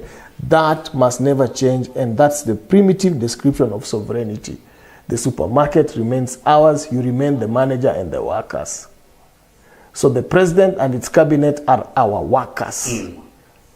And when that changes, there's a problem. And this problem is under sovereignty chapter 1. And that is what the Gen Zs are solving. And we must support them to solve. So that the next generation don't become as complacent as the previous one. Umenifurahisha sana vile umeguzia that we need to support them. Kuna mother fulani director anachezea video. Kuna mother fulani juzi church bado occupy churches. Alienda na watoto wake pale mbele. Correct. Na kauliza au maboomers. Mazumers, millennials. Yes. Okay, sisi millennials tunajaribu. Na akasema Kaluma iletwe. Namjua. The spirit of Wangare Maathai. The spirit of Wangare Maathai was speaking to her. Hata director chezeo video. Au badali nipunga. The spirit of Wangare Maathai ilimguza, akasema nitatuliza na Kaluma. We leta kuleta, Kindiki leta kuleta, tutakuwa pale. Alibaba sana. Weka tumsikie huyo heroine. Malibonga poa nilimsikia. Alibonga nilitaka sana. Nilimsikia. alikuwa na feeling, unajua. But that's what's up. Wewe unafilaje watoi wako wako frontline wa risk life yao? Wewe umekaa kwa TV unawatch, unaangalia online #reject nini, mtoi wako wako pale, alafu akisha achieve na hata ndo unalipa kila kitu. Akisha achieve amerudi home. You are a total failure. Hakuna kitu unaweza mwambia. Jo maparo tokeni jo. Eti shika fair. Maparo kesho tokeni jo. Msileta watu down. Watokeleze. Msileta watu down. Tokelezeni kesho. Wallahi tena. Unajua vile ilikuwa. And especially women. Yeah, because the police fear hurting women. Tokelezeni kesho. Habari ndio hiyo. Unajua maji ile kitu ilikuwa na hii generation. I feel like almost the people had given up before Gen Z waamue. Watu walikuwa na ile attitude ya maliza uende. Complacency. Maliza uende. Complacency. It's a disease. Ni cancer. Twende tuombe histories. Complacency is cancer.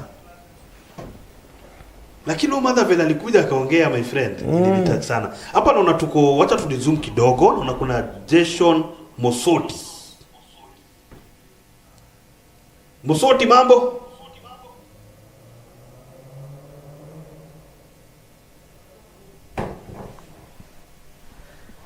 Alafu guys, don't forget to upunguze volume wakati tunaongea.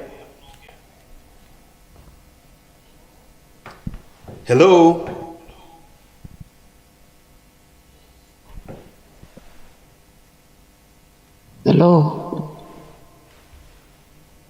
Nakusikia.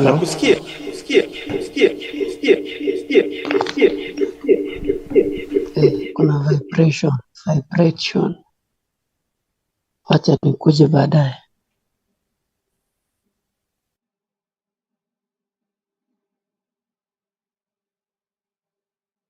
Leo nakusikia mzuri? Tunakusikia.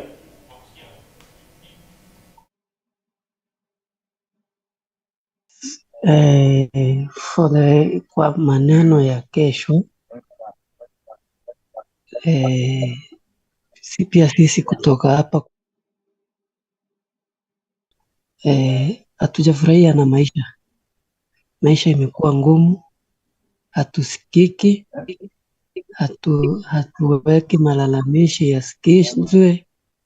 Sasa wacha machenzi kesho tujitokeze kwa wingi ili tupiganie haki zetu. Hayo kwa sasa.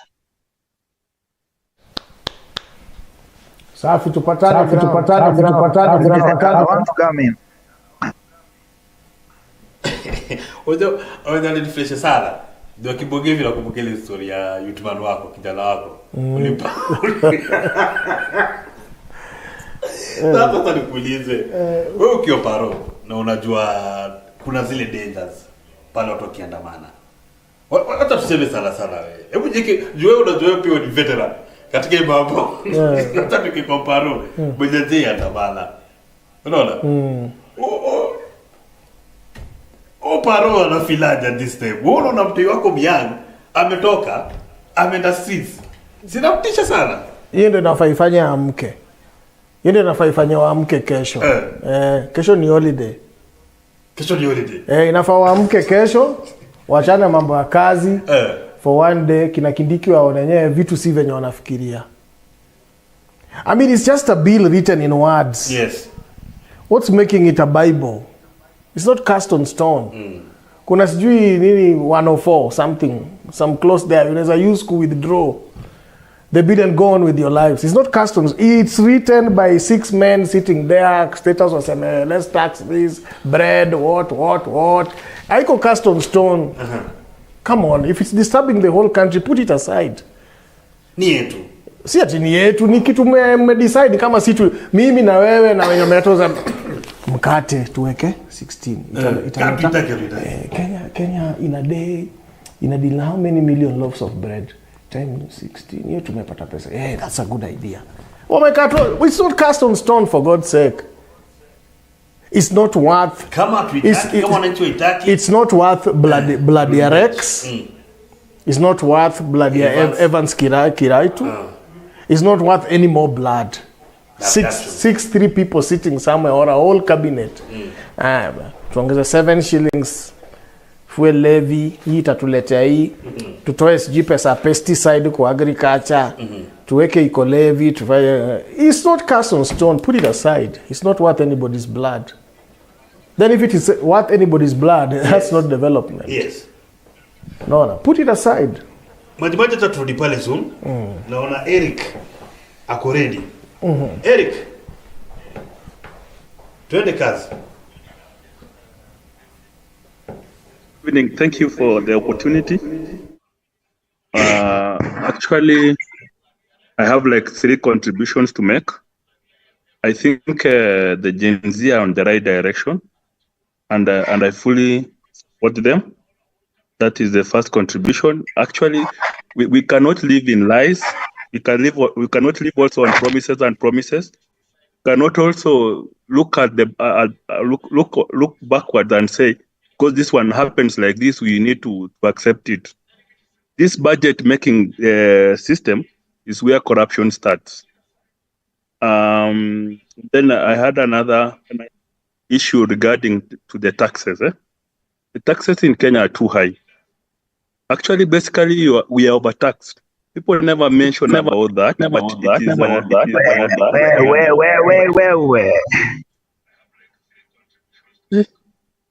Okay, sorry about that. I think there is something on the background, but not from my end. This, can I request if you are on, you mute so that we can make contribution, so you can also have your time to contribute, please. Another key thing about from the high taxation, we have issues of corporate governance in Kenya.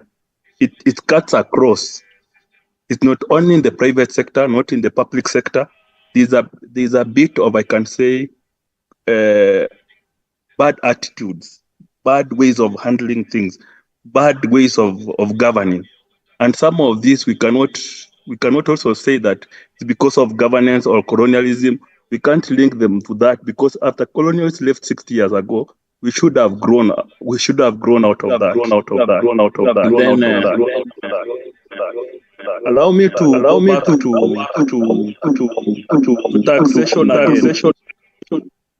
I happen to be a farmer. I know you guys know KTDA very well. They pay taxes, several taxes, many taxes. It's one of the manufacturing company we have in Kenya. They pay more than 110 types of taxes. And this is, you can check in the records, they can give you more than 100 types of taxes. So when we talk of this, that is the only company that produces. We need to be competitive relative to other countries, let's say in East Africa. Then we are talking of us, we cannot be competitive at all because we pay high taxes. We don't encourage investment. Then we will have something like, which we call capital flight. This is where investors cannot look at Kenya as a place that they can invest. So what do they opt for? Wana opt kwenda hizi countries zingine, Rwanda, Tanzania, Uganda, South Africa, and then at the end of the day, our youth will have no job. Now let me speak with the current thing with the happening. With the high taxes, as an economist, with the high taxes, Kenya is not going to be competitive anymore. And actually, there is what we call the bell curve, which means when you tax more, less people pay for the taxes. By the time Uhuru was leaving government, the tax position was at optimum. If you know the curve, it was at the optimum. So any form of increase that RUTO is trying to do is worsening the situation for Kenya. That's my contribution. Thank you. I don't want to give many points because I may have more as we continue discussion. Thank you.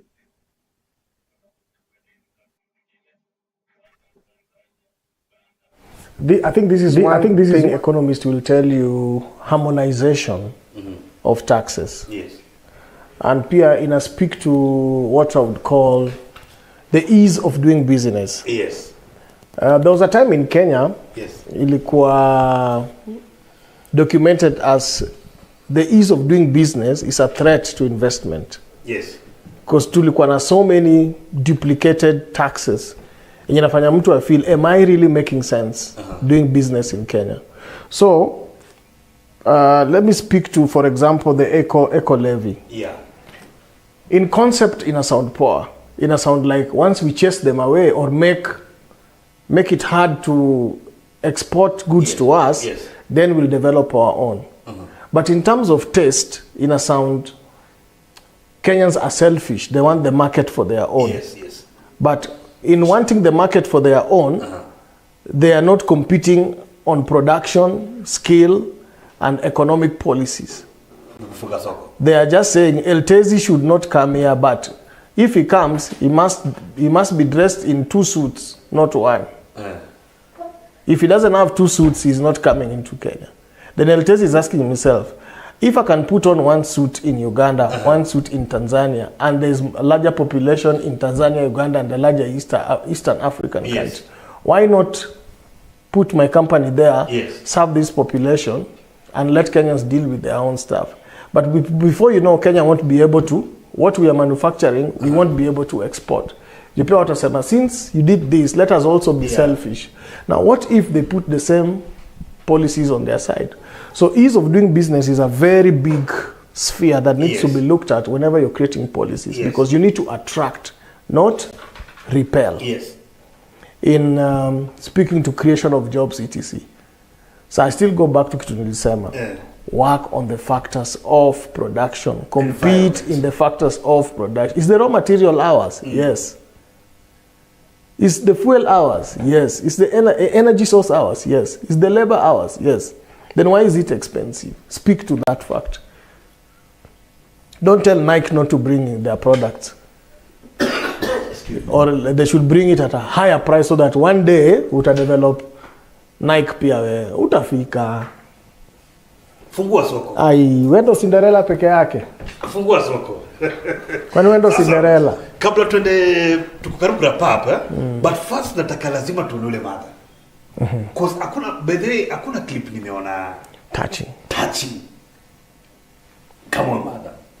So directors wetu I think wanatafuta hiyo clip watucheze so that tuone how are the other generations going to participate in this. You're speaking to the next generation or when you're hata mbele. Hata baba mwenyewe.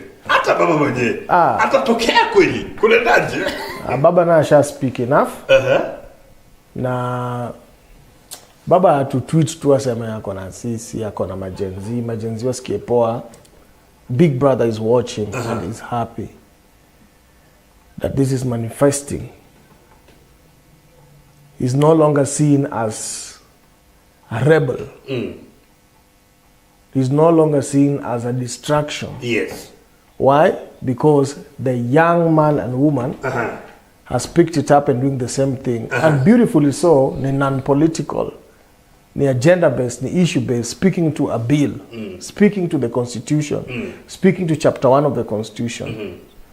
It's a beautiful thing, and I think politicians should keep away and just support. Yes. And let this flower grow, you achieve kitu nataka kuachieve. But majimaji wasa wanasema it will be difficult history yote kwenda mbele without leadership. Na clearly Jay-Z hawako out kutafuta leaders. Wow, like we have this leader who is leading this movement. What do you think about that? Exactly. Exactly, and that's where the beauty is. But huwezi sema ina leadership kwa sababu inajiorganize, inafika pale, inafanya hivi, ina-achieve. The only difference is that leadership haiko under a political system. Hii leadership inakani kama hapana tuseme usichukue hivyo. Hiyo ni mode of communication. X mtu ni mtu atayekuwa pale kesho. Mtu ameinformiwa aje. Ichukue hivi, tumeenda tumebuy plot. Eltezi ametupatia ploti yaka 5-10. Tukaidevelop, kila mtu akajenga kitu yake. Si ndio? But kawaida place mpya lazima kuwe na robbery, wizi, burglary, vitu kaa hizo. Watu hawa ni watu new. Tuwaibie police station baada iko hapa, si ndio? Wanaiba nyumba moja, wanaiba nyumba ya pili, ya tatu, ya nne, mnakuwa na estate meeting. Guys, security is an issue here, si ndio? Si ndio? Yeah. Then you say, how do we take care of our staff? Yes. The enemy is insecurity. Yes. The same situation iko sahi. So there's leadership. Ni venye ini community inaishi mali moja kama hapana. Yes. Hii burglary ni too much. Lazima tudila. Let's deal with burglary. Si ati who is the chairman of the estate, who is the secretary of the awako kwa yoko kwa atuibiwi tena, jirani wangu aibiwi tena. That's a beautiful thing. Kesho Tuesday. Ground. Tuko Nyere. Watu wa Embakasi. Twendeni. Watu wa Embakasi. Babu wina akiwa kwa parliament pale, si tuko ground. Tuko Nyere. Wacheze kama discipline. Venye Kindiki Kindiki hajasema kitu hii kuwa. Wacheze kama. Kindiki said everything that the Gen Zs has been doing, they are organized, wamebeba tu simu, brain and courage. Simu, brain and courage. Kitu wamebeba tena ni togetherness. Unity. Simu, brain, courage, togetherness. Yes. That's so peaceful. Na wana speak Sheng, wana speak English, wana tena sana. Wajibaji, wacha tuone clip moja ya Ruto tukimaliza, alafu turudi tu tupatie parting shot. Wewe kama the voice of the streets. The ghetto champion. Yeah. Wacha tuone clip ya Ruto hapo kabla ingie. Okay. Na sasa hivi ile yuko. Alafu tukimalizianga. Kizeni wa Kristo. Ukisoma kitabu ya Isaya 10 na mstari wa kwanza. Inasema ole wenu mnaotunga sheria zisizo za haki. Nyinyi mnaopitisha sheria za kunyima watu maskini haki yao. Mutajificha wapi adhabu ya Mungu ikiwajia? Nyinyi mnanielewa? Mnaamini Mungu ama mko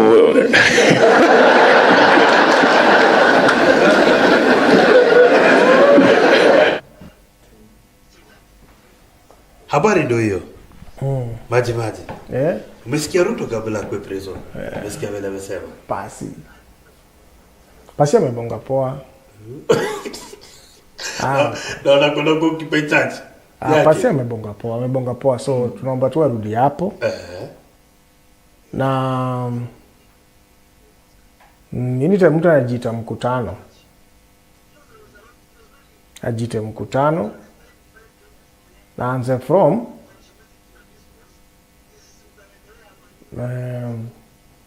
90% of this population can't be wrong. Who are the people I want to lead? They say leadership resonates, and you represent the people. And you listen to the people, but you can only shape in a good language what they want. You cannot bring what you want unto them. So ajite mkutano, na kama si yeye alifikiria hivyo, kuna maadvisor, inafaa use opportunity ya kushape up kwa fire kabisa, kwa sababu personally I still don't know what we are doing in Haiti. I don't know what business we have in talking at Russia. I don't know what business we have when Baringo mtoto anatoa maji kwa mtaro akunywe. Ajite mkutano. Because I like speaking to numbers. Gen Z wako I think some major percent, millennials wako some percent, both of them wako at least 70 to 80% of the population. Move to their parents. Their parents are probably 20% of the population. So if Gen Z and millennials are 70, their parents are 20% of the population. I can easily say 90% of the population are speaking one language. Who do you want to lead? And to where? Ajite mkutano, afire some advisors when wanalipa 1.2 billion a year to advise us to be in Haiti. Maji. Ushaisema. Pasi yako fiti. Ajite mkutano. Akaina wale mabishop wale walikuwa na kanae kabla ya nini election, akaina wamwambie jo brother man unacheza chini. Jo ikifika mahali jo bishop anaangaliwa kana ndenga kabla inge church yake. Ndani yake. Rolls ime bishop anapimwa na stima jo. Umeingia na wewe unakaa unaweza ni mada, hebu pitia hapo kwa hiyo mashini kwanza. Alafu ndio unihubirie. Hapana vitu zile, jite mkutano wewe, jite mkutano. Bishop anapimwa na stima. Kama ana upini, ana mawe, ana ndenga, alafu ndio jite mkutano jo. Jite mkutano siko baya. Bishop anapita kwa security. Mwenye anakuwekea Bible hapo kama anasalima church watu lega kusalimia bishop hivi wagani anaomba simama pale usalime, anapimwa na stima kwanza. No gun, no stone, no knife. Leta neno sasa. Hiyo nimeona Nyahururu jo. Ladies and gentlemen, thank you for watching Sauti Huru. Today we were with Maji na tutazidi kumwomba akipata wakati mwingine akuje. You are definitely mumepata the wisdom in Maji is a great leader, the voice of the streets like I've said. And guys, don't forget to also subscribe and turn on the notification bell. Though anytime we are doing this, you get that notification. This is Azimio TV. This is Sauti Huru. I am Eltezi Mr. Riebebe. Na tulikuwa na Maji. Kwanza kuna kitu bado hujaniambia. Kama ya luobe kubali anymore kwa hii situation. Ni Gen Z.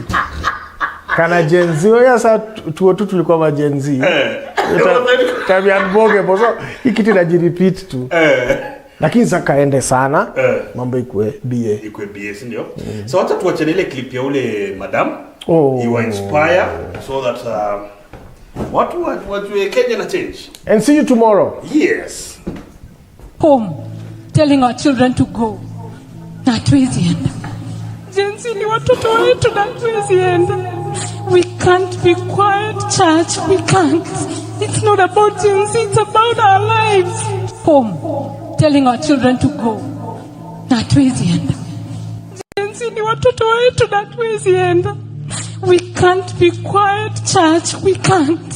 It's not about James, it's about our lives. We didn't have internet. We didn't have these things to demonstrate in our days. Si tulikuwa tunaambiwa Nyayo House, sijui who will be killed. We didn't talk. Alafu sasa tunataka tuombe watoto wetu waende. Si tubaki kwa nyumba. Me Tuesday na beba Kaluma. Mgwiti kata. I have to go. We have to go. You guys, this conversation has gone beyond the finance bill. These guys are wearing clothes and jewelry and things on our money. We are comfortable. We don't want to talk about the unholy marriage between the church and the government. Brown envelopes zinapitishwa tunyamazi. Jutuko church. We are not going to call out ourselves because we are quiet. Who told you guys this is just about Gen Z? Wametuonyesha njia. Na sisi ma Gen X na maboomers tukae tuseme ni fight yao, wacha wa fight. Wakauliwe, si tukiwatch. They are talking the truth. I had no Christian place to go and engage. Sasa tunaenda ku engage Twitter na X kwa sababu sisi wa Kristo hatuongei. Hatuko kwa hiyo story. Tusionekane, tusisikike. Because we want to be at the fence, to see offend mtu. We're in the generation of not offending people. Sisi ma Gen X, atutakangi ku offend mtu. Tukaetua hapo, tusisikike, nitasema ni vibaya, lakini nitasema chini ya maji. This war is not just about our kids. They've shown us the way, but where are we? Pastor Chun-